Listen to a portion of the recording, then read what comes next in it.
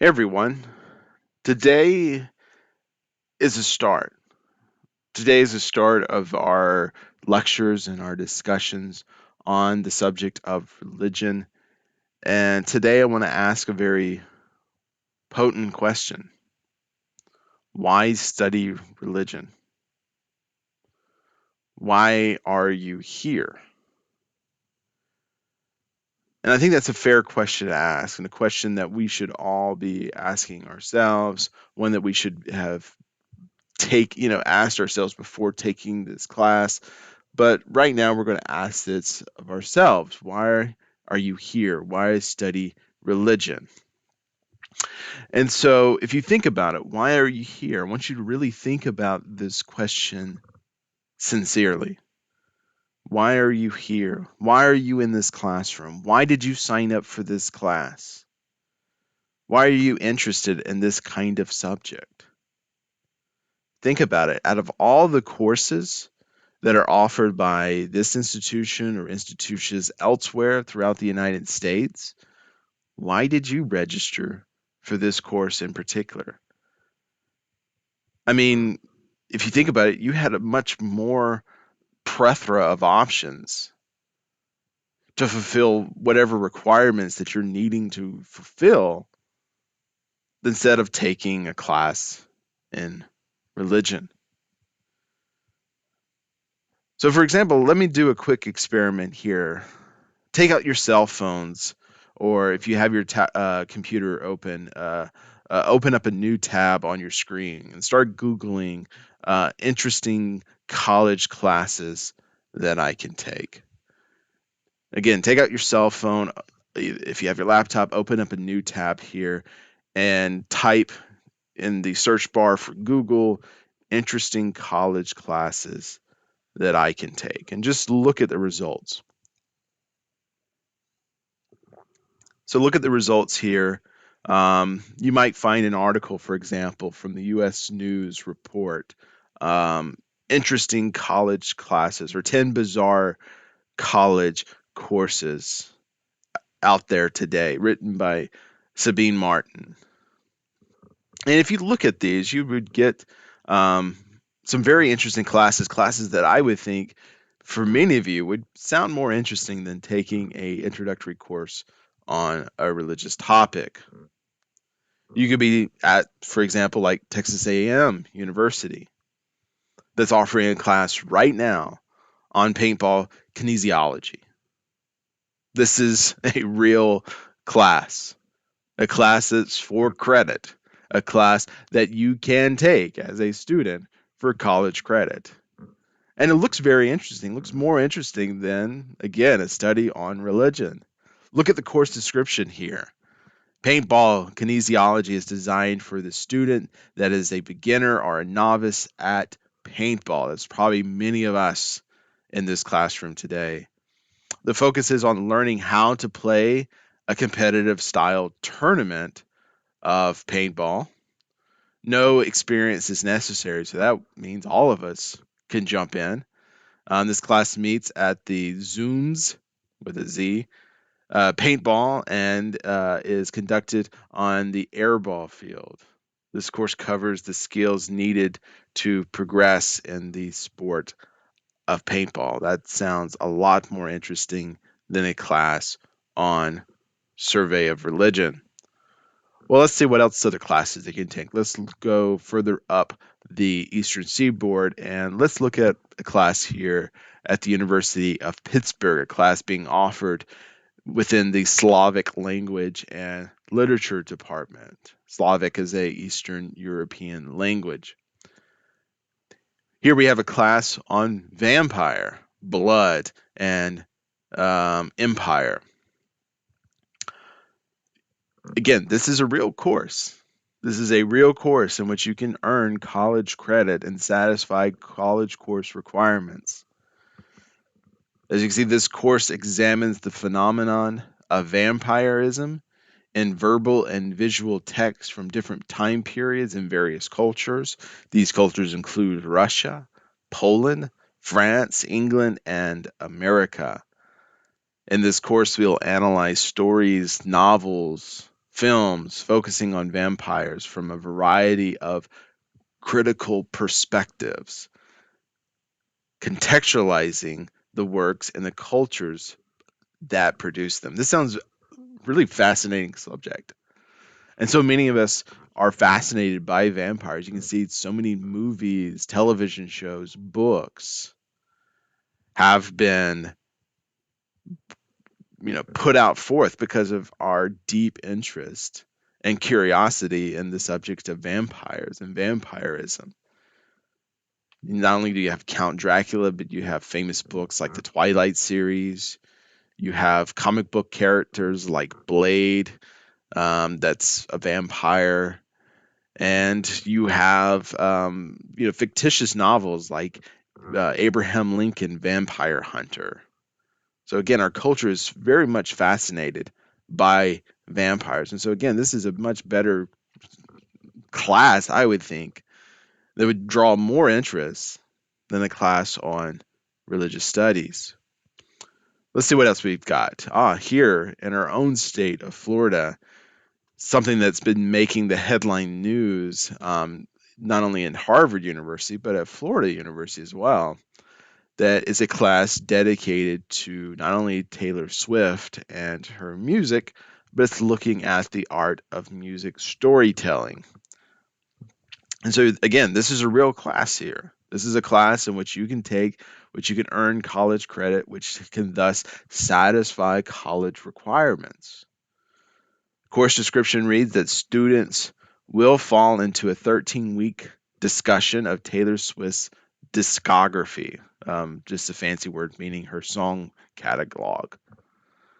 The class will focus in on her songwriting while also drawing parallels between Taylor Swift's lyrics and the works by other famous female artists like Aretha Franklin, Billie Holiday, and the great Dolly Parton.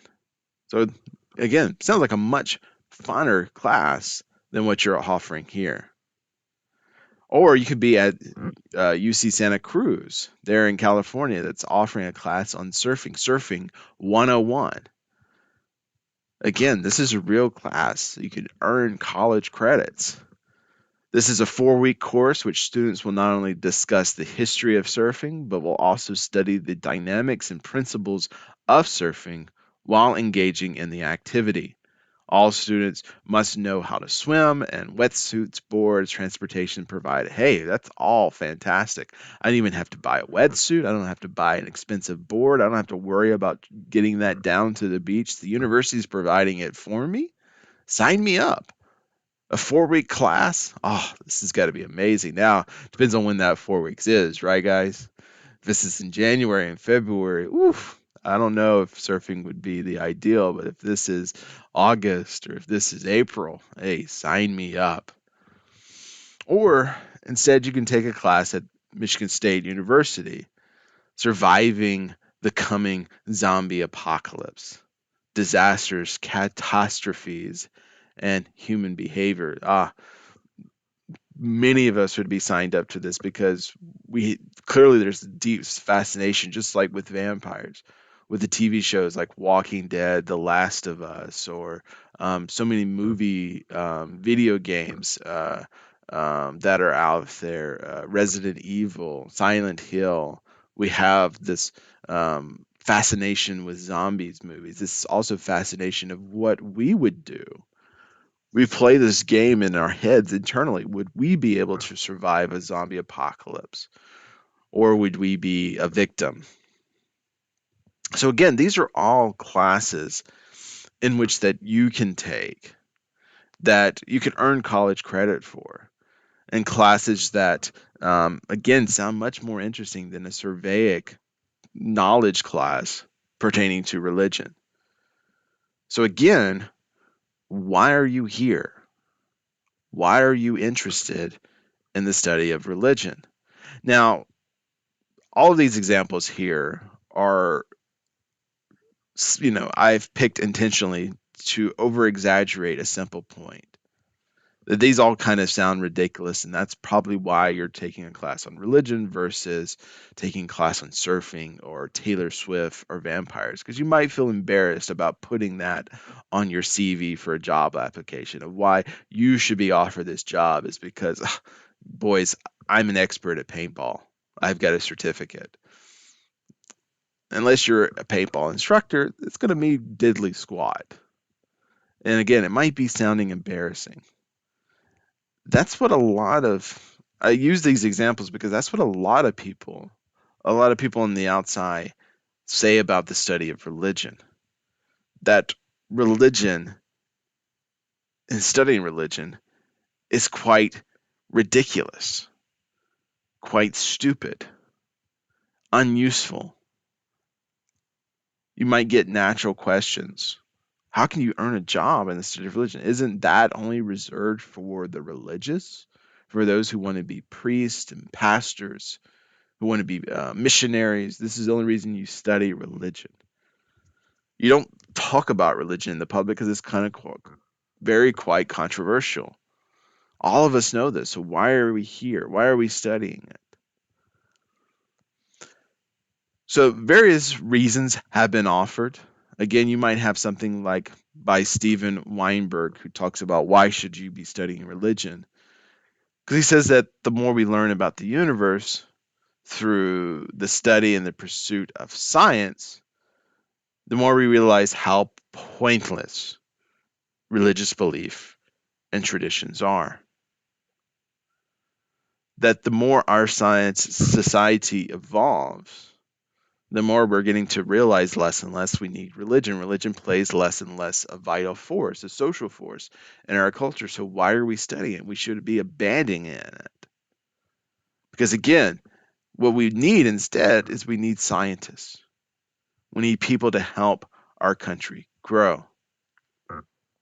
Others would use the old secularization theory that if a society modernizes and embraces liberals' ideas, its populations will naturally abandon religious beliefs and associations. And you can see that throughout Europe today. You can see that in Canada and for significant parts of the United States.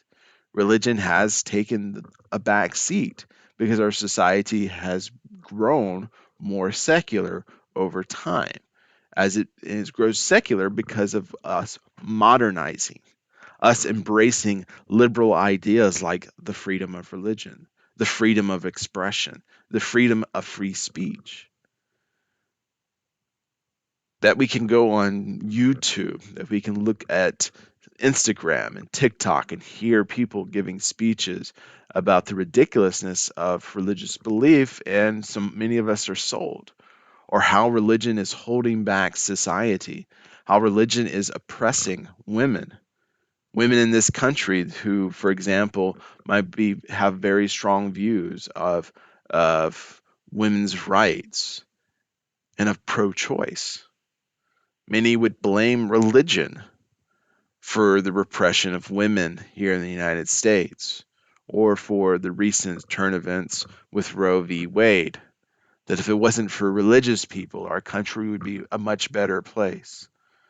Or some people would argue that again, religion oppresses women because you look at um, Arab and Islamic countries where Islam is the dominant religious force, forcing women to wear the hijab, forcing women to hide their face behind the veil, to hide their beauty, to hide any form of self-expression because it's not allowed because the religion says so.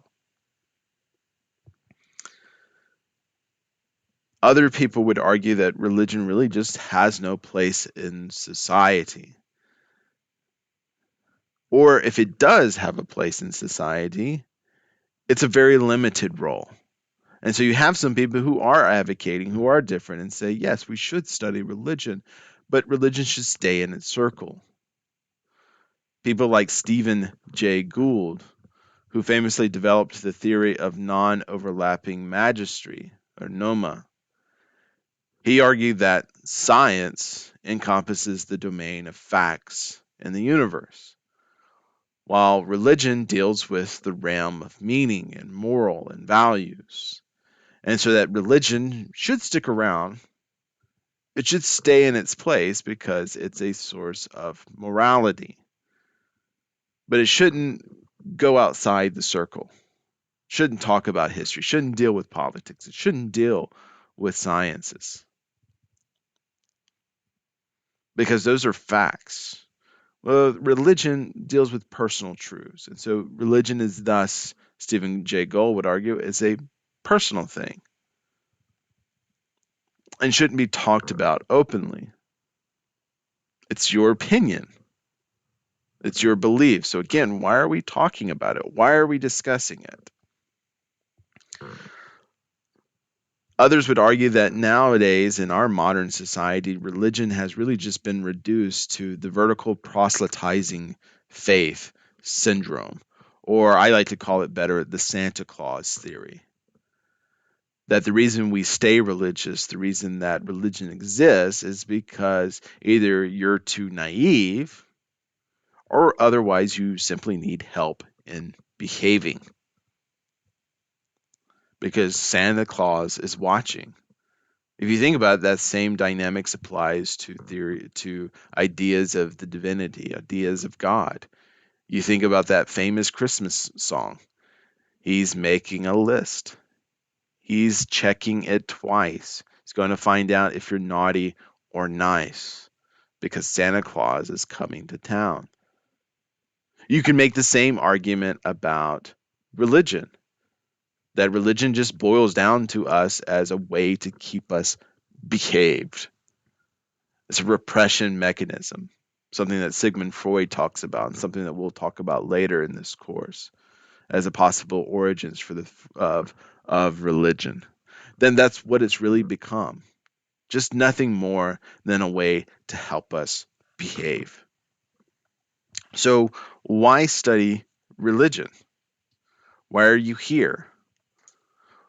Generally, when I ask this question to my students in the past, I routinely get really three basic statements that I feel best represent our best representatives in truth as to why we should study religion.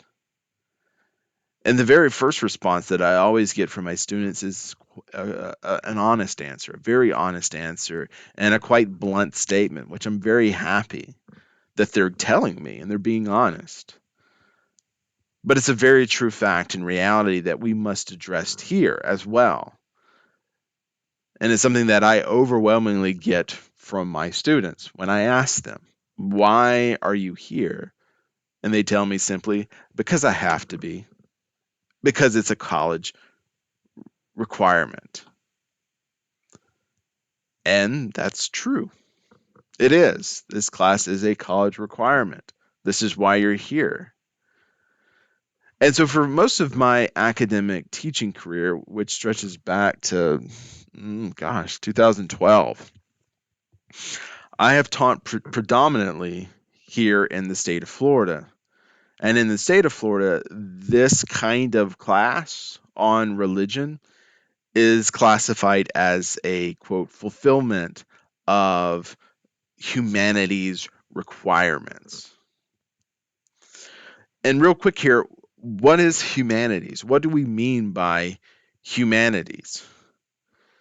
Well, humanities is a discipline of study in higher education are more frequently defined as fields of study outside of natural sciences, social sciences, formal sciences like mathematics, chemistry, and applied sciences like psychology.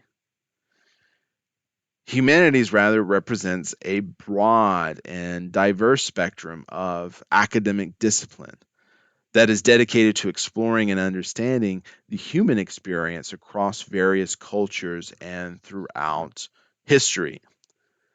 It involves the study of language, of literature, of history, philosophy, art, music, as well as religion. And we sometimes simplify this when we mean humanities as we say liberal studies or the liberal arts, but should be not confused here with political liberalism. They are not the same thing. Sometimes they get equated for them. That, oh, the reason we have liberals is because too many of them have a liberal arts education. Too many of them study the humanities. No, it's not the same. Some of even the brightest minds on the conservative or the right side of things have humanities degrees who studied classical Greek literature, Greek culture, and who have formed their beliefs based off that, possibly, but not entirely, just because they're interested. Humanities have long been with us as a field of study, as a requirement of study by various cultures and societies upon its groups. So, for example, in ancient Greece and in ancient Rome, the humanities were seen as a vital and necessary aspect of developing well rounded individuals who were then expected to serve in the ranks of leadership. The idea is clearly exhibited in Plato's phenomenal work, The Republic, in which Plato, through his character of Socrates, engages in a conversation with various Athenian citizens of his day to explore the nature of justice and to uncover what makes the ideal society, but more importantly, what makes the ideal individual. In his book, The Republic, Plato proposes that the ideal society is ruled by an ideal individual, the great philosopher king, an individual who possesses both wisdom and virtue to allow him to rule justly. This philosopher king, according to Plato, is someone who's not sent by the gods or is from a specialized race, but rather is the culmination of a well educated man in the fields and the subjects of the humanities. This idea of the philosopher king or an individual can become better, can be exactly what society needs from the ancient Greeks was then thus carried forward through the Renaissance and through the Enlightenment thinkers of Europe, which now has become the bedrock of higher education at universities for centuries. And why are we still here today? The Enlightenment thinkers of Europe believe that education is, quote, the great leveler of inequality. And I believe that as well. That's why I am a teacher. That statement, the great leveler of inequality, meaning that anyone can remake their social history, their social heritage, change the destiny of their soul and fate through education, by being a well educated individual. And this was the belief of the Enlightenment philosophers. And this is the belief of not only myself, but of the United States as well, the educational system. That you, regardless of where you grew up, that you have the shot and the ability to remake yourself, to change your social dynamics. And the best way, the best investment to do it is through education. And so this idea and this tradition of the humanities continued forward into the modern era because the study of humanities can do a couple of things for us. Number one, it cultivates critical thinking and problem solving skills by asking us to analyze various key subjects down to the spoken word, if not the literal word, text. And it asks us to interpret historical events. We analyze them and we interpret them. What do they mean? To extrapolate truths for our day. It forces us to engage in diverse perspectives and question universal assumptions. And you'll see that a lot in this course, particularly early when we talk about the scholars of religion, that they start questioning the universal assumption of why do we have religion? Is religion a divine subject? Is this something from the gods or is this something that human beings have created solely. Humanities also offers a chance to enhance our creativity and enhance our communication skills through active reading, through studying of various sources of literature, and performing various forms of artistic expressions while engaging in active and verbal expressions. It also helps us to develop a historical and cultural literacy through active reading of history and encountering different cultures in order to properly understand the world around us and to truly comprehend the news that we read and hear and are asked to vote on every day. And finally, the study of humanities helps us to engage and encourage reflection on personal values, on ethical dilemmas, the meaning of life, which all lead to personal growth and well being, ultimately becoming a better individual.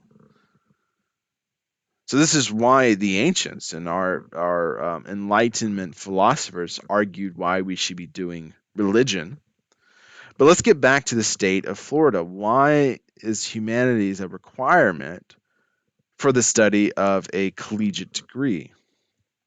Well, according to the state of Florida's Department of Education and its legislative body, they say that humanities is a core requirement of a university degree for, quote, it aims to provide students with analytical and creative skills as well as abilities to help them think critically, communicate effectively, and reflect properly on the human condition, end quote.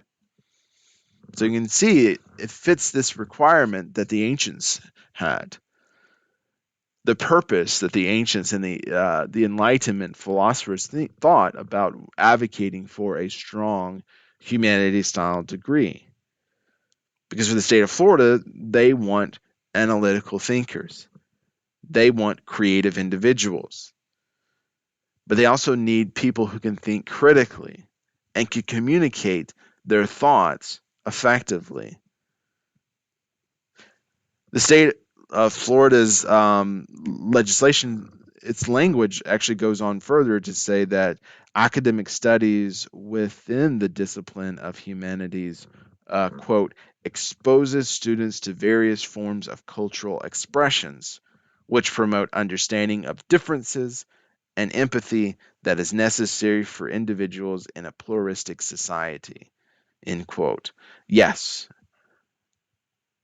can the well, excuse me, not the United States, but can the study of religion fulfill the state of Florida's requirements of helping students think analytically, to be creative, to help them think critically, help them improve their communication skills, reflect on the human condition, encounter various cultural expressions, which will help them develop understanding, but more importantly, empathy towards other cultures. Can the study of religion do that? Yeah. Oh, yeah. It can do that. Religion is deeply intertwined with culture, as we'll see when we start talking about some of our scholars. When we start answering the question, what is religion? You'll see that religion is deeply intertwined with culture, shaping social structures, artistic expressions, and everyday life across various societies. Thus, studying different religious traditions can foster cultural literacy, which is one of the strong requirements for the state of Florida. It can also promote understanding and appreciation of diversity, which again is a strong requirement for the state of Florida. Also, religion does offer a whole host of profound insights into the fundamental values of humans, as well as offer questions and an avenue for us to questions about life, death, the meaning of our existence. So studying religious texts, studying religious beliefs, studying about religious practices allows for critical engagement as well with these questions, as well as fostering our own personal development, as well as ethical reflection. So, again, the state of Florida allows colleges and universities to offer various courses in humanities, and overwhelmingly in the state of Florida, all of the universities do offer courses in religion. Why is that? Because they fulfill a state requirement concerning humanities and the ideals that are behind humanities studies. So that's one reason why are we here? Why? Because I have to? Well, I hope I could give you an explanation.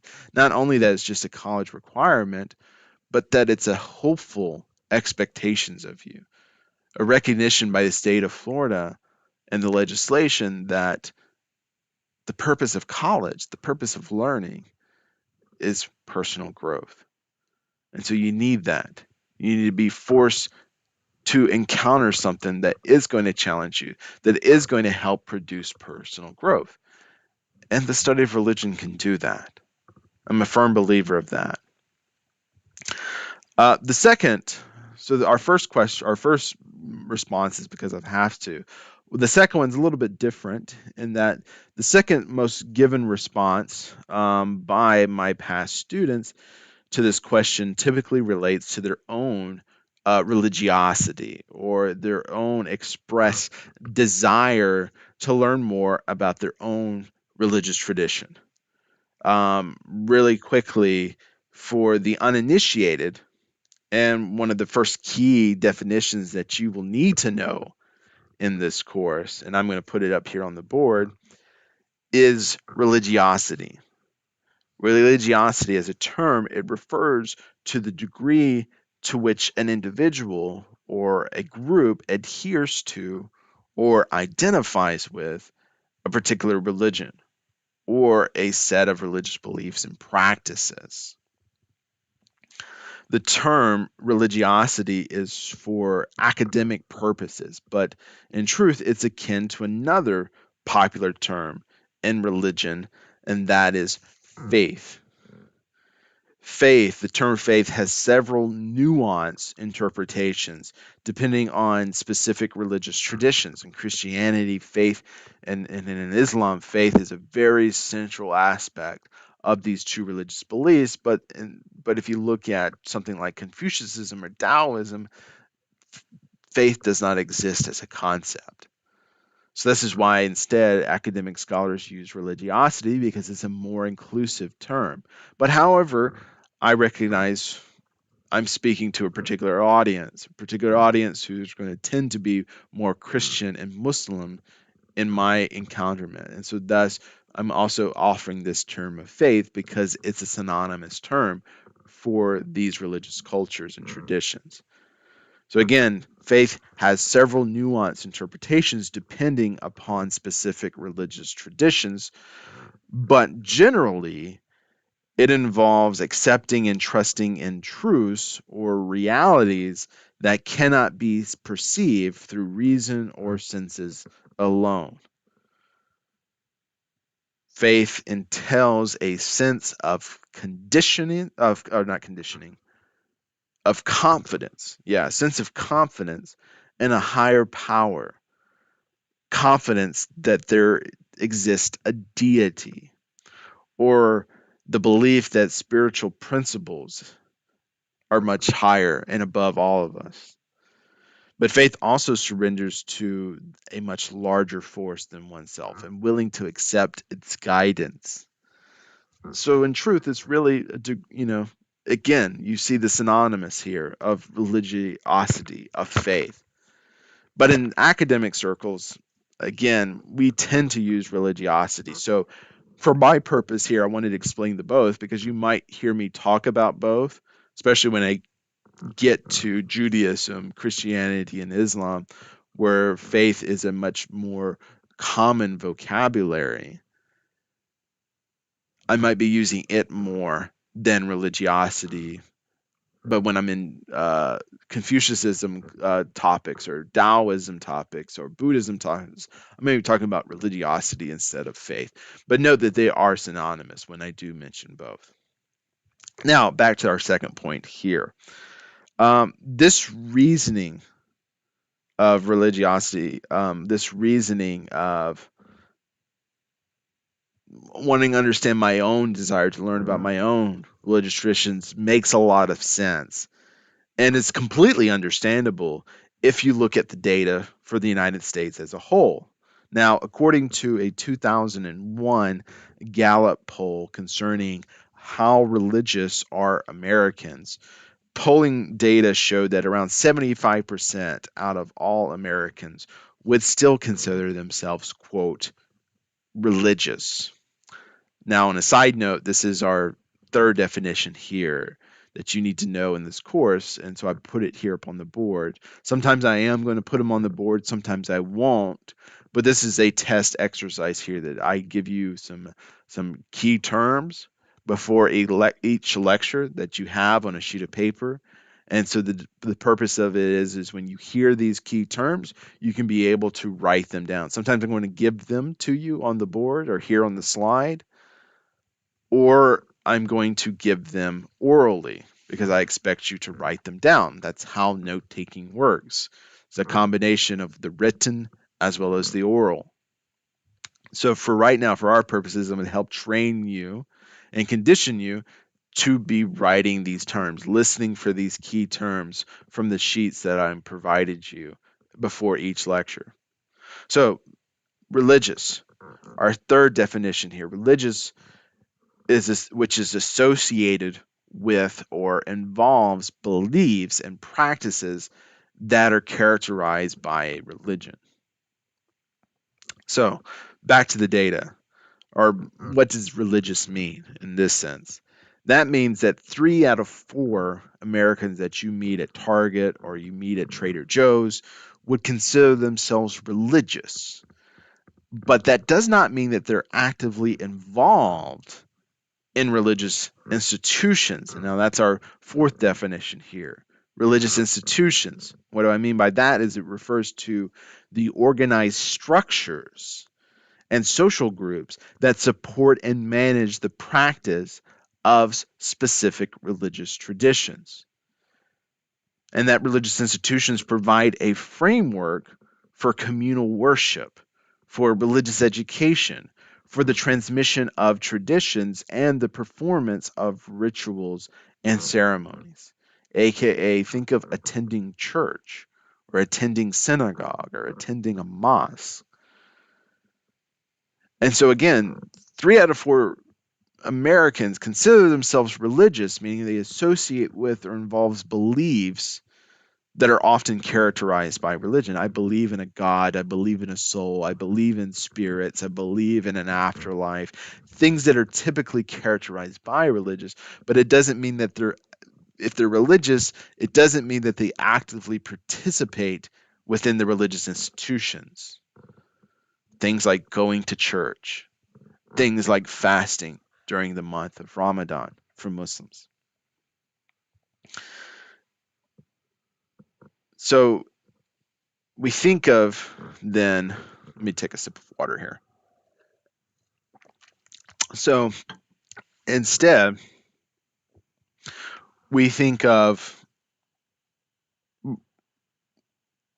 really what we're trying to say here is what we're thinking of is the religious traditions. And that's one of our new definitions as well. Refers to the broad grouping of histories, beliefs, customs, practices, and institutions that are associated with a specific religion. So again, back to that percentage, 75% of Americans, 3 out of 4 Americans might feel themselves religious and that they have some basic belief in the afterlife, some basic concept of a soul or of God, but they're not very involved in the religious institutions. Or they might consider themselves religious in that they participate within the traditions, meaning that they always, if they're a Christian or raised Christian, that they attend Christmas Mass because that's what We do. That's what I did as a child, and so thus I guess I'm considered religious because I attend the service once in a while. Or if they're Jewish, that they celebrate um, only the Passover, or celebrate Hanukkah, but yet they don't believe in God. They might consider themselves religious because they celebrate the religious traditions.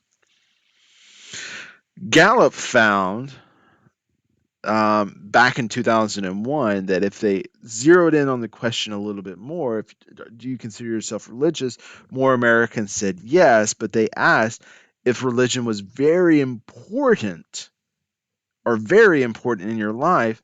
Around 49% of Americans indicated in the affirmative, yes, meaning that they do participate in religious institutions or they actively participate in religious traditions.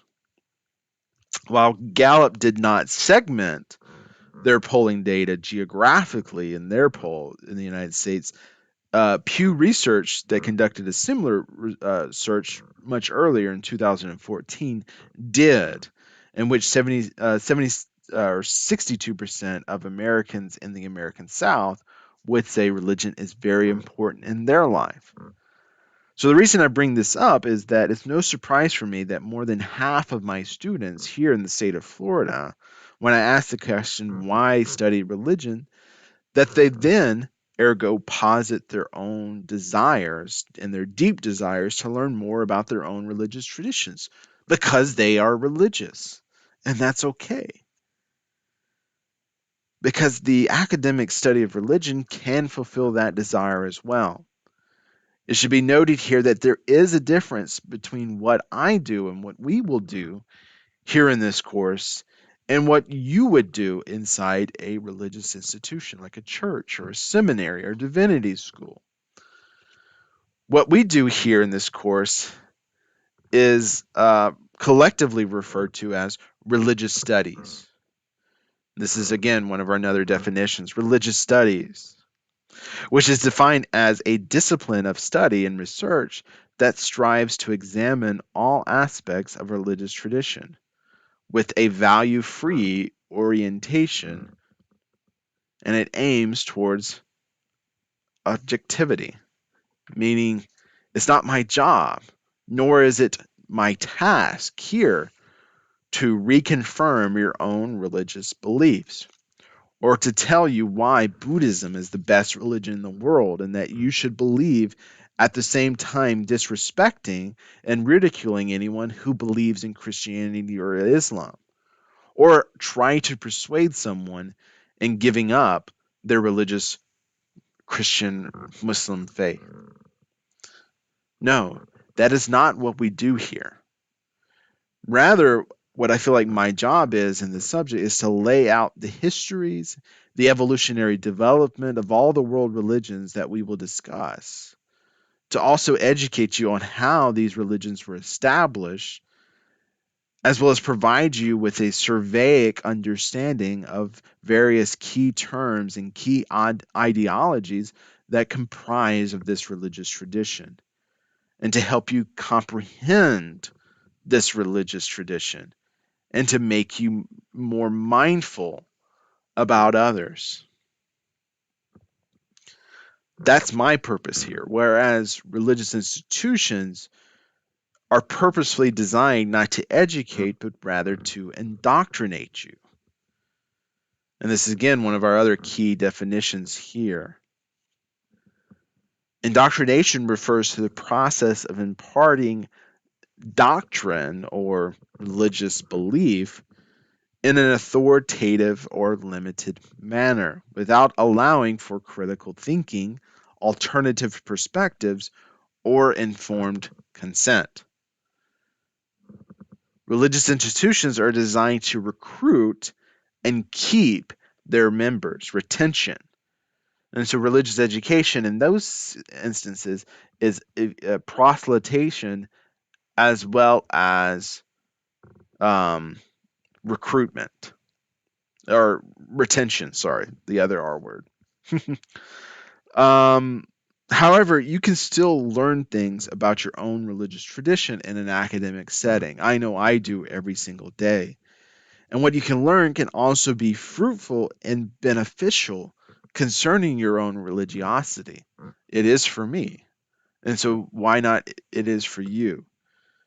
In the past, what my students lament to me all the time is that they find perspective after taking this course in their own religious traditions, or that a certain subject or a certain story perks their curiosity and pros them to research more about this particular topic. And it's that last statement that brings me to my third and final point. The third and perhaps the most salient point of all of these is that many of my past students, when asked the question, why study religion, they generally respond with a genuine confession that they're curious to learn what they do not know. Either they grew up not very religious, or they self-identify with no religion, or they would like to learn about a specific religious tradition that they've always been curious about, but just have never been given the opportunity. This kind of classroom, this kind of course can accomplish these kinds of desires. Curiosity is the desire to learn and to explore new things, and can be one of humanity's best attributes. Studies have shown that curiosity can make us happier by stimulating positive emotions, reducing anxiety, and creating excitement. All things that sound very positive to me as a teacher, and should be sounding positive to you as well. Studies have also shown that curiosity can increase our enjoyment and participations in relationships as well as schoolwork. So that's another plus. And studies have shown curiosity can expand our empathy by exposing us to different perspectives and cultures and lifestyle. And this is the last point in which I want to expand upon, and what our officials in Tallahassee want out of this class: expanding and developing empathy. Empathy is the ability to understand. It's the ability to share the feelings of another person. Empathy involves what we call perspective taking. And perspective taking sees the world from another person's point of view, understanding their thoughts, understanding their feelings, and trying to understand their experiences. Empathy actively involves and cultivates what we call affective resonance, feeling the emotion of another person as if it was your very own emotion. Religion can help. Religious study courses are uniquely positioned to help the students develop empathy in several ways. They help with exposure to different perspectives, number one. Religious courses explore a wide range of beliefs and practices, allowing students to encounter and understand different ways of thinking and living. And that this exposure can challenge personal biases and personal preconceptions while fostering a more open and empathetic worldview. Empathy can also focus us on human experiences. That's number two of several ways it can help us. Religious texts and religious traditions deal with fundamental human experiences, such as love, joy, loss, and suffering. By studying these experiences in a religious context, students can gain a deeper understanding of the commonalities that bind humanity together. And empathy, another way that religious studies can help students develop empathy, is creating critical reflections, moments of critical reflections on values. Religious studies encourage students to critically reflect on their own personal values and beliefs, as well as those of others. This process can help students develop a more nuanced understanding of different perspectives and develop a sense of compassion for those who hold different beliefs. Religious studies can often grapple with complex ethical issues. By analyzing these issues from a variety of perspectives, students can learn to consider the different stakeholders involved and develop a more apathetic approach to resolving conflicts.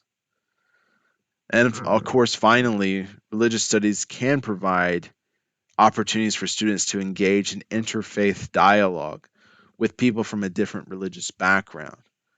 This interaction can help students develop communication skills, learn to listen attentively to others, and to build relationships based on mutual respect and understanding.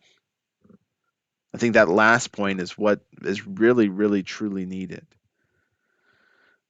But empathy is not the only thing that religious studies can satisfy and fulfill.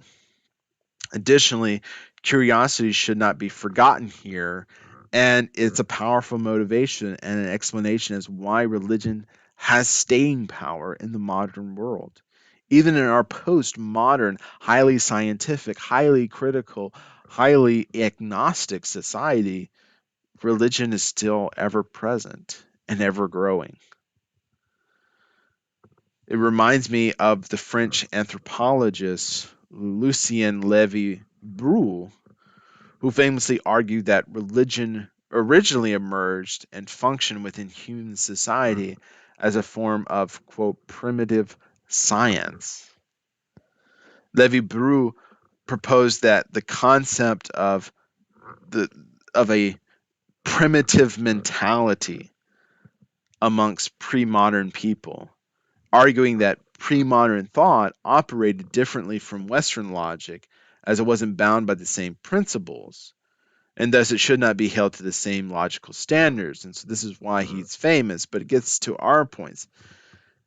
Levy-Bruhl thought that by focusing on experience and emotions rather than the linear cause and effect relationships, can we get a better understanding of primitive cultures and realize they weren't that primitive.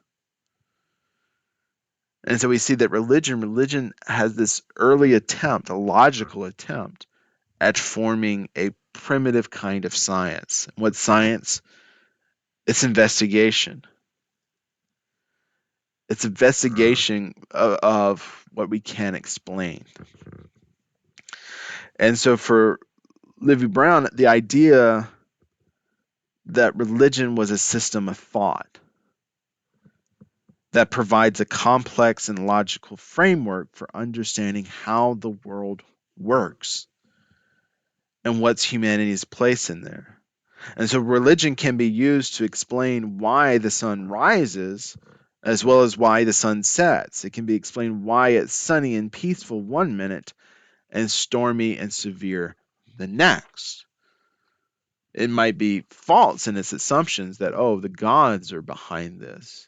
That the sun rises and sets is because the Greek god Helios is tracking across the sky in a golden chariot. Now that sounds ridiculous, but it's an explanation, what Levy-Bruhl is pointing out.